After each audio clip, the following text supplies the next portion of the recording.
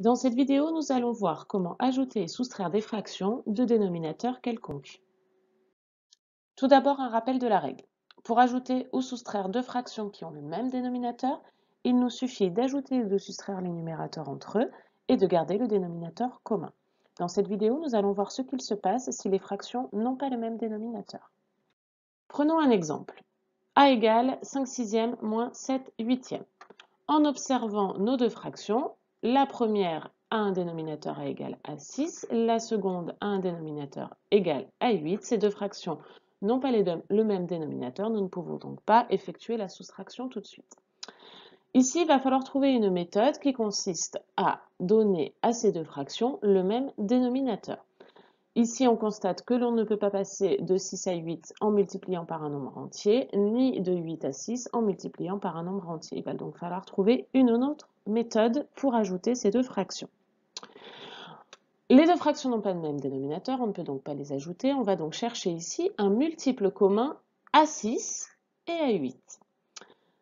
Trouver un multiple commun, si vous êtes en troisième, vous savez faire en utilisant la méthode de la décomposition en produit de facteurs premiers.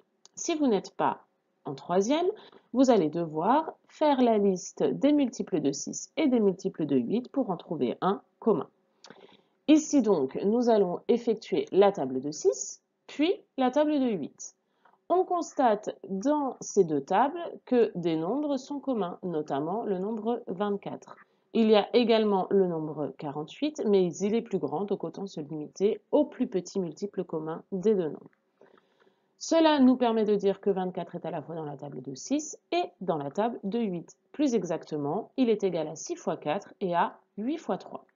Cela signifie que nous allons devoir modifier nos deux fractions pour pouvoir effectuer le calcul. La première fraction, 5 sixièmes, va être transformée par une fraction égale de dénominateur 24, donc il va falloir multiplier le numérateur et le dénominateur par 4. Et la fraction 7 huitièmes va être transformée en une fraction égale de dénominateur à 24. Pour cela, il va falloir multiplier 7 huitièmes au numérateur et au dénominateur par 3. On va donc transformer les deux fractions avec des fractions de dénominateur égal à 24. Attention, je rappelle la règle, même si je l'ai déjà dit, deux fractions sont égales si on multiplie le numérateur et les dénominateurs par un même nombre. Ainsi, dans notre transformation de 5 sixièmes et de 7 huitièmes, nous allons multiplier par 4 le numérateur et le dénominateur de la première fraction et multiplier par 3 le numérateur et le dénominateur de la deuxième fraction. Ce qui donne 5 fois 4 sur 6 fois 4 moins 7 fois 3 sur 8 fois 3. Ce qui nous permet d'obtenir 20 24e moins 21 24e.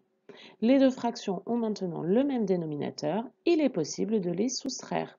Ce qui nous donne A égale 20 moins 21, le tout sur 24. On obtient comme résultat moins 1 sur 24.